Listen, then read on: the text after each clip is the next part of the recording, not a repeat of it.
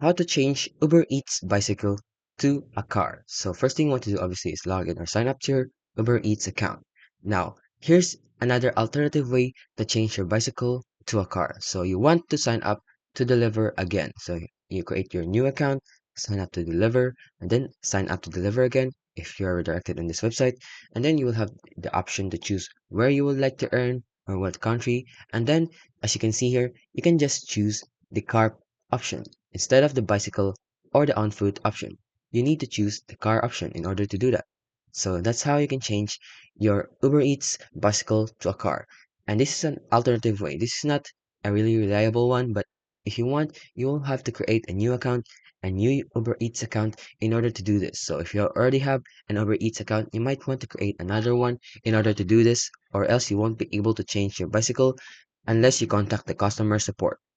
And that is how you change your Uber Eats bicycle to a car.